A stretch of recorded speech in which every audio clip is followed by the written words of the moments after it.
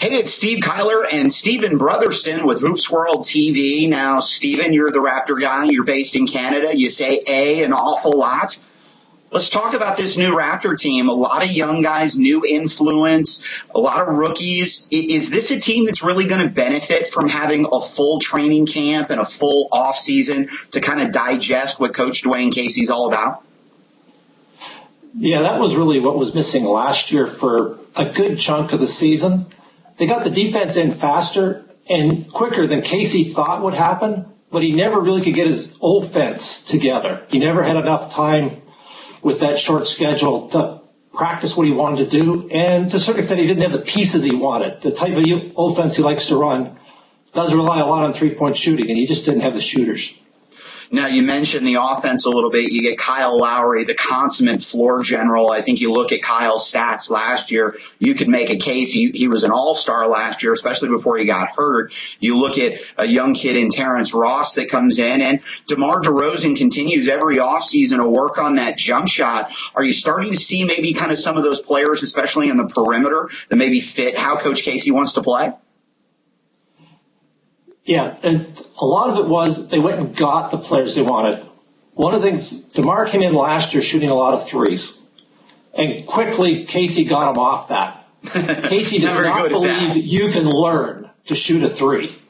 You either have the innate ability or you should do something else. And he's very much told DeMar, you are not to be shooting very many threes. You are a driver, a slasher. Get to the rim, get fouled, get to the free throw line. And you won't see near as many three-point attempts from DeMar this year. One of the reasons, like Ross, was he had that range. That was, as Casey said, his NBA-ready skill, something he could bring to the table right now without waiting.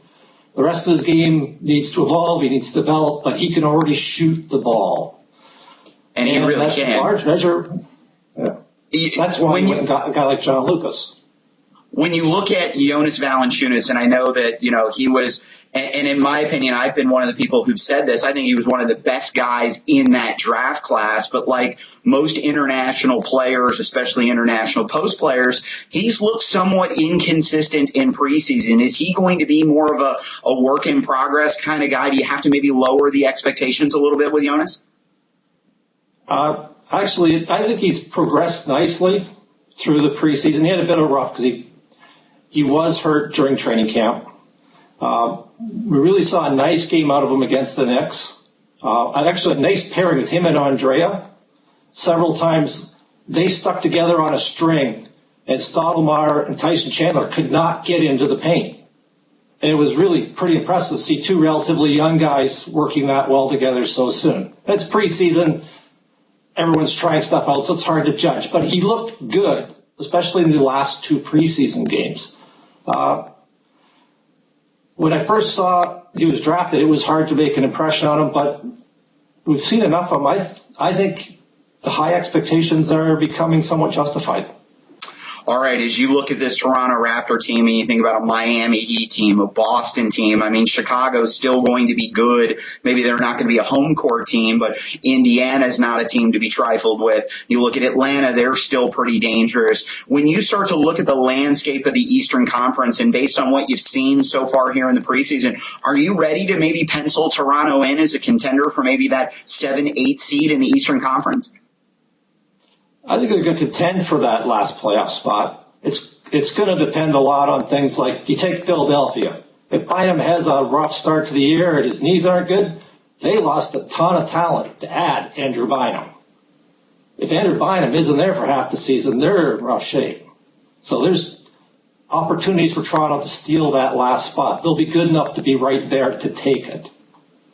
If this Toronto Raptor team doesn't make the postseason, but they play better. I mean, I think that was the thing last year was under Dwayne Casey, they played better. They were competitive. They were defensive.